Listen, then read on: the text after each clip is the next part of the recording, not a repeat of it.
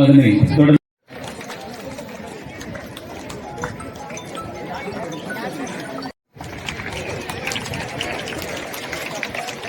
தலைமை ஆசிரியர் அவர்கள் நினைவு பரிசு வழங்குவார்கள்.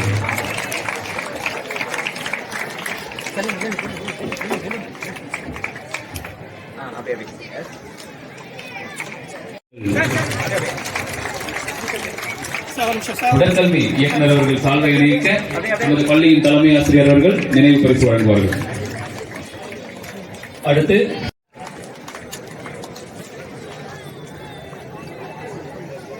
அதனைத் தொடர்ந்து நம் பள்ளியின் முன்னாள் உடற்கல்வி இயக்குநரும் தற்பொழுதைய ராணிப்பேட்டை மாவட்ட உடற்கல்வி ஆய்வாளருமாகிய திரு செந்தில்குமார் ஐயா அவர்களுக்கு நமது பள்ளியின் உடற்கல்வி இயக்குநர் கல்யாண் அவர்கள் சால்வை அணிவிக்க நமது பள்ளியின் தலைமை ஆசிரியர் அவர்கள். உண்மையிலே பார்க்கறதுக்கு ரொம்ப சந்தோஷமா இருந்தது. ஒரு 15 இயர்ஸ் கழிச்சு இந்த ஸ்கூல்ஸ்ல என்சிசி எல்லாமே ஜேஆர்சி ஸ்கவுட் எல்லாம் இருக்கீங்க. ரொம்ப அருமையா பண்ணீங்க. மார்ச் பாஸ்ட் 5 வருஷத்துக்கு முதல்ல ஒரு ஏற்றம் பெரிய கிளாப் உனக்கு நீயே பண்ணீங்க.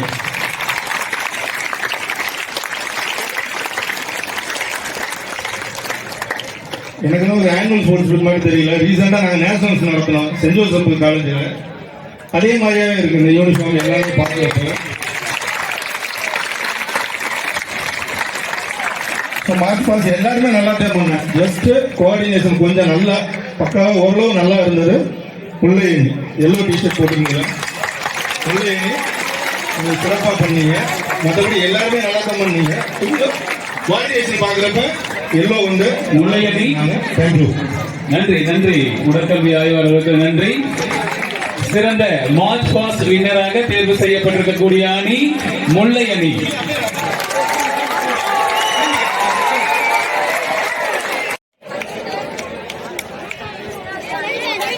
முல்லையணிக்குரிய அந்த பரிசினை வழங்க சிறப்பு விருந்தினர் ஐயா சம்பத்குமார் அவர்களை அன்போடு அழைக்கின்றோம்.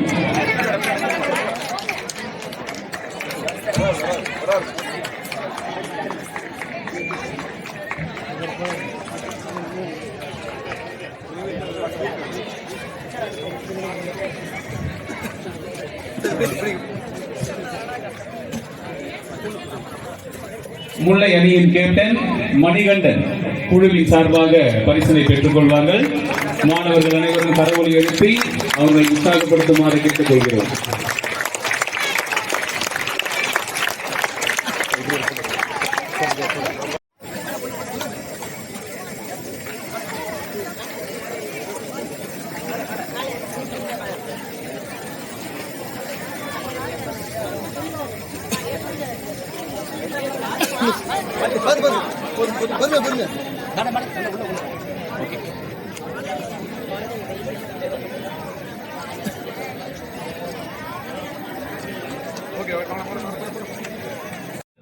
திரு T Yuvaraj sir judicial magistrate அவர்களை சிறப்புரையாற்ற அன்போடு அழைக்கின்றேன்.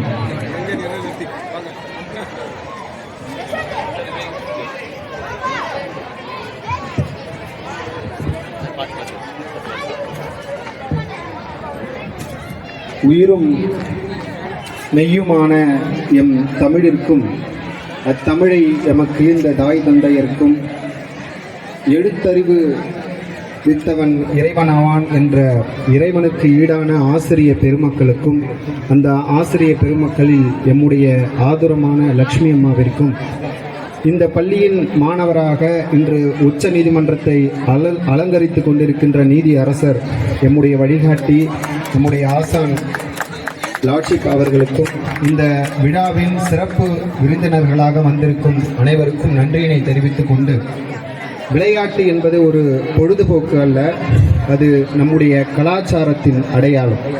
ஆகவே தான் நம்முடைய தமிழ் மக்கள் தன்னுடைய வீர விளையாட்டான ஜல்லிக்கட்டிற்காக மெரினாவில் இந்த நாடே ஒன்று திரண்டது. ஆக இந்த விளையாட்டை நாம் மனிதத்தினை அடைய இருக்கின்ற ஒரு பாலமாக கருதி இந்த விளையாட்டை ஒரு பொழுதுபோக்காக இல்லாமல் அவ்வளவு உற்சாகத்தோடு அனைவரும் இந்த விளையாட்டில் பங்கு பெற வேண்டும்.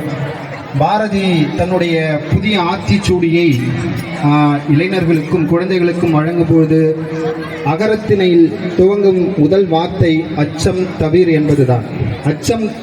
அச்சத்தை ஏன் தவிர்க்க வேண்டும் என்றால், நம்முடைய வளர்ச்சியின் ஒரு தடைகளாக இருப்பது அச்சம். ஸோ அந்த அச்சத்தை தவிர்த்தால்தான் நாம் அடுத்த கட்டத்தை நோக்கி நகர முடியும் என்பதால் தான் பாரதி தன்னுடைய ஆத்திச்சூடியில் அகரத்திற்கு அச்சம் தவிர் என்ற வாக்கியத்தை அமைத்தார்.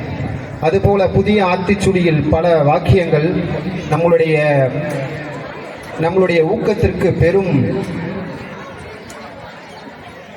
ஊக்கத்திற்கு பெரும் ஆதரமாக விளங்கக்கூடிய அந்த ஆத்திச்சூடியை நாம் படித்து கொண்டே வரும்பொழுது கடைசியில் சொல்லியிருப்பார் வைய தலைமைகள் என்று சொல்லியிருப்பார். வைய தலைமைகள் என்றால் நம் எல்லாவற்றையும் முயற்சி செய்து இந்த வையத்தினை தலைமை கொள்வதற்கு ஏற்ற பண்பினை அமைத்து கொள்ள வேண்டும் என்று தன்னுடைய ஆத்திச்சூடியில் கடைசியாக வைய தலைமைகள் என்று வைத்திருப்பார். ஆகவே மாணவ பெருமக்கள் அனைவரும் இந்த விளையாட்டு விழாவினை தம்முடைய வாழ்க்கையின் ஒரு மிக முக்கிய தருணமாக கருதி அனைவரும் ஒன்று சேர்ந்து உற்சாகத்தோடு தன்னுடைய இந்த பெரும் காலத்தினை பங்களித்து தம்முடைய இந்த விளையாட்டு விழாவினை சிறப்பிக்க கேட்டுக்கொள்கிறேன். இறுதியாக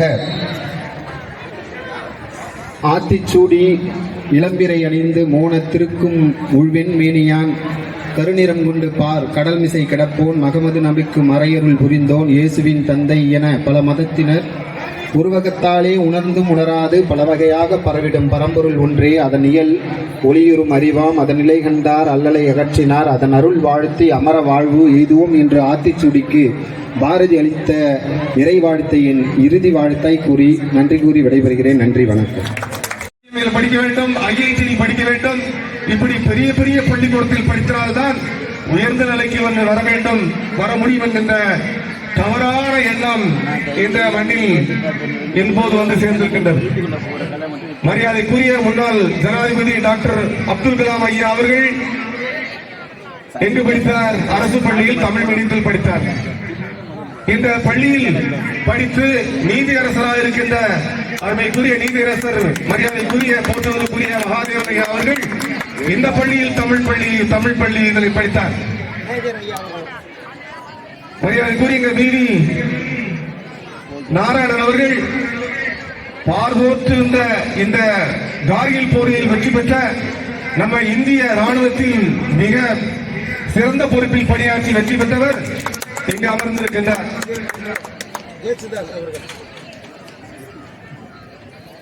அதுபோல இந்த எனக்கு தெரியும் இளைஞர்கள் எல்லாம் தமிழை படித்து தமிழில் பரீட்சை எழுதி IAS, IPS, IRS என்கின்ற உயர்ந்த பதவிகளை அடைகிறார்கள் என்றால் இதற்கு ஒரு உதாரணம் தமிழில் படித்து அரசு பள்ளிக்கூடங்களில் படித்து உயர்ந்த நிலை எட்டியவர்கள் பல ஆயிரம் பேர் அமைதியோடு அமர்ந்திருக்கின்றார்கள்.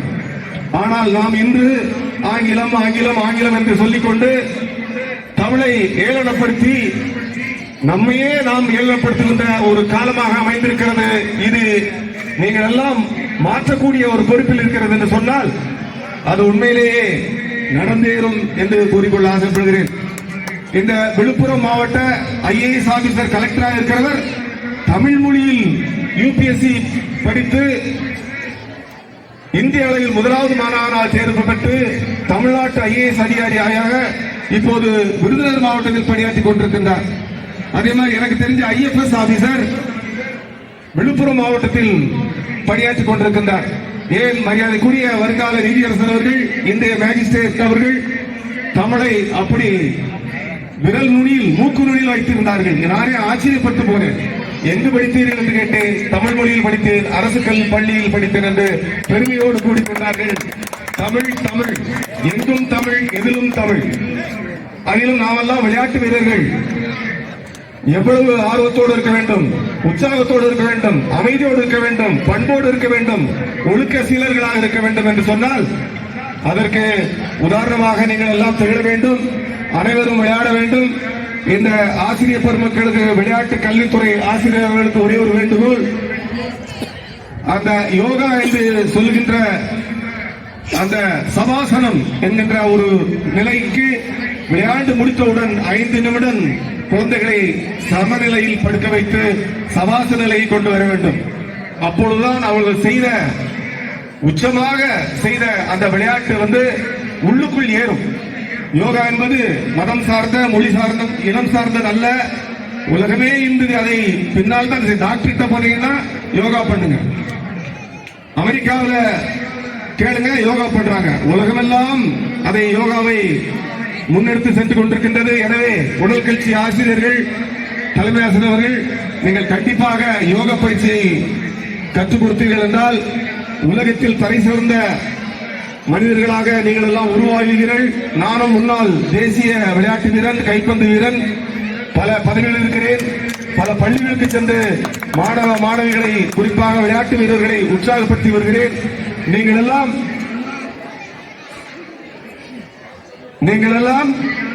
நன்றாக விளையாட வேண்டும். வெற்றி தோல்வியை எதிர்பாராமல் உங்களுடைய தகுதிக்கு ஏற்ப நீங்கள் பயிற்சி பெற வேண்டும். விளையாட்டிலும் படிப்பிலும் பயிற்சி பெற்று உன்னத நிலையை அடைய வேண்டும் என்று உங்களை தாழ்மையோடு கேட்டுக்கொண்டு, என்னை அழைத்த இந்த பள்ளி தலைமை ஆசிரியர்களுக்கு உள்பட இந்த டிஇபி மற்றும் அனைவருக்கும் நன்றி பாராட்டி ஒரே ஒரு வேண்டுகோளை வைக்கிறேன். மரியாதைக்குரிய ஜெயசுதாஸ் அவர்களுக்கு, நான் 26 ஆண்டு காலமாக கைப்பந்து போட்டி, எரிபந்து போட்டி நடத்திக் கொண்டிருக்கின்றேன். அதற்கு உதாரணமாக உறுதுணையாக இருந்தவர் மரியாதைக்குரிய சகோதரர் ஜெயசுதாஸ் அவர்கள், இந்த சத்யா அவர்கள், இங்க இருக்கிற சத்யா அவர்கள் இருவரும் இந்த விளையாட்டு திடலில் நடத்துகின்ற பொழுது ஆர்வம் கொடுத்து, உற்சாகம் கொடுத்து, பாராட்டி தேவையானதை செய்து அது சாத்தியமானது என்றால் அதற்கு ஜெயசுதாஸ் போன்ற மனிதர்கள் அவர்கள் இந்த பகுதியினுடைய கவுன்சிலர் ஆவார். எனவே இந்த திடலை மிக அருமையாக செய்து கொடுக்க வேண்டும். இந்த மாதிரி ஒரு பெருமிதத்தை அடைய வேண்டும். கைப்பந்து ஒரு ஆடுகளம் அமைத்து கண்டிப்பாக தர வேண்டும். நீங்கள் தருவீர்கள், விளையாட்டிற்கு உறுதுணையாக இருப்பீர்கள். இந்த பள்ளியின் பின்னால் இருந்து இயக்கிக் கொண்டிருப்பேன் என்று கேட்டுக்கொண்டு என்னுடைய பேச்சை நிறைவு செய்கிறேன். நன்றி, வணக்கம்.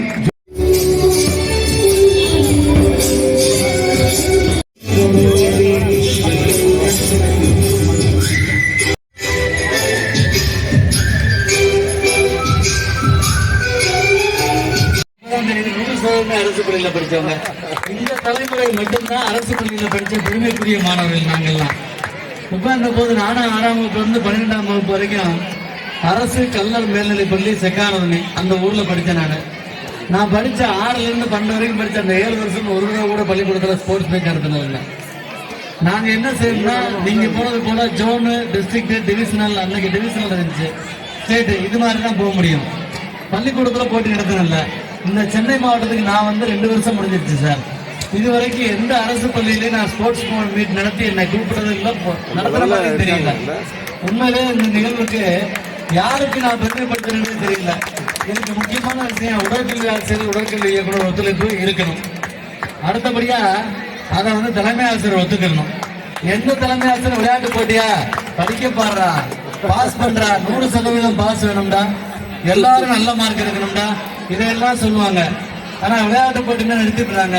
ஆனா எங்க பிரேமலதா அம்மா இவ்வளவு தூரம் ஒத்துழைப்பு கொடுத்துருங்க. உண்மையிலேயே எங்க உடற்கல்வி இயக்குநர்கள், எங்க ஆசிரியர்கள் நீங்க ஒன்று சேர்த்து பெருமைப்படுத்திட்டீங்களா?